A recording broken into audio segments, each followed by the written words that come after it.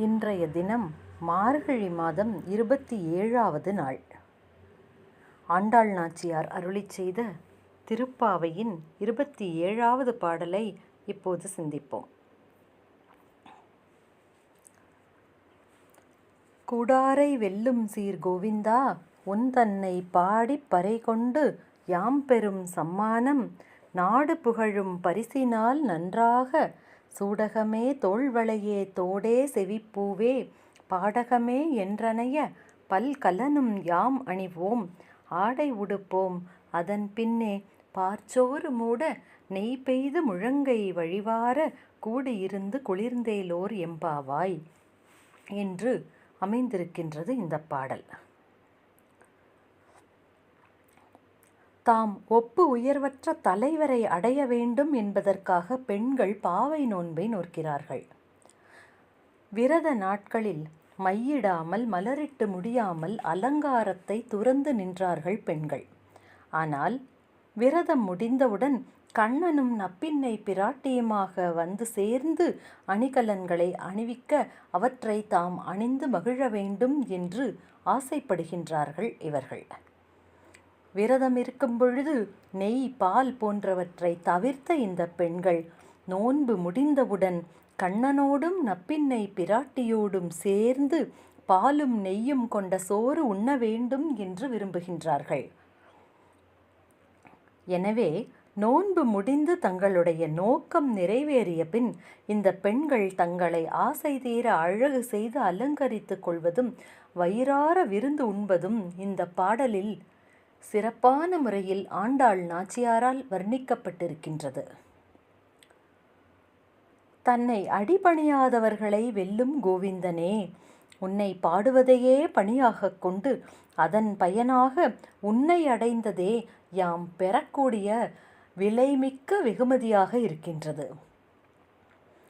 விரதம் முடித்து பறையை பெற்று பின் நாட்டார் கொண்டாடும்படி சூடகம், தோள்வளை, தோடு, செவிப்பூ, பாடகம் ஆகிய எல்லாவிதமான அணிகலன்களையும் யாம் அணிந்து மகிழ்வோம். பட்டாடைகளை உடுத்திக்கொள்வோம். பார்ச்சோறு மூடுமளவிற்கு நெய் சேர்த்து அந்த நெய்யானது முழங்கை வழியாக வெளியே வழிய வழிய அதை நாங்களும் நெய்யுமாக கூடியிருந்து உள்ளம் குளிர்ந்து உண்டு மகிழ்வோம் என்று கண்ணனை அழைக்கின்றார் இந்த பெண். ஆயர் பெண்களின் அபரிமிதமான பக்திக்கு பரிசாக கண்ணன் தன்னையே அவர்களுக்கு காணிக்கையாக தருகின்றான்.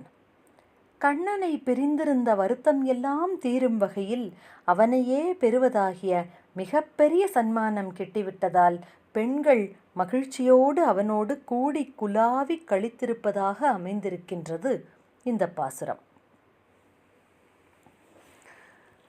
இப்போது மாணிக்கவாசக சுவாமிகள் திருப்பெருந்துறையில் அருளிச் செய்த திருப்பள்ளி எழுச்சியின் 7வது பாடலை சிந்திப்போம்.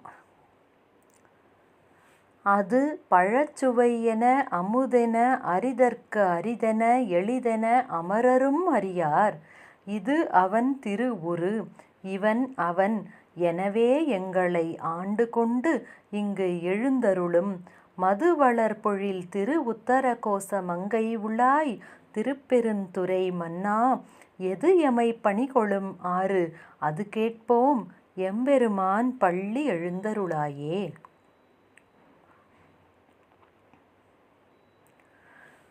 பரம்பொருளின் சுவை என்பது தேவர்களாலும் அறியப்படாத ஒன்று. பழச்சுவை போன்றது அது, தேவாமிர்தம் போன்றது அது, அறிவால் அறிய முடியாத ஒன்று அல்லது எளிதில் உணரவல்லது அது என்று எந்த வகையான அறிவையும் தேவர்களும் பெற்றிருக்கவில்லை. இதுதான் இறைவனின் திருவுருவம், இறைவனின் தன்மை இதுதான் என்று எதையும் வரையறுத்து கூற முடியாது. ஆனால் இறைவனே, நாங்கள் உன்னை தெரிந்து கொள்ளும்படி எங்களை ஆண்டு கொண்டு எங்கள் முன்னே நீ எழுந்தருள்வாயாக.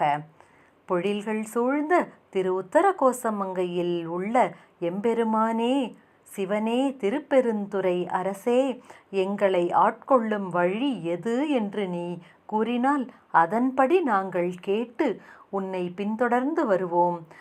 உன்னிடமே எங்களை நாங்கள் அர்ப்பணித்துக் கொள்வோம்.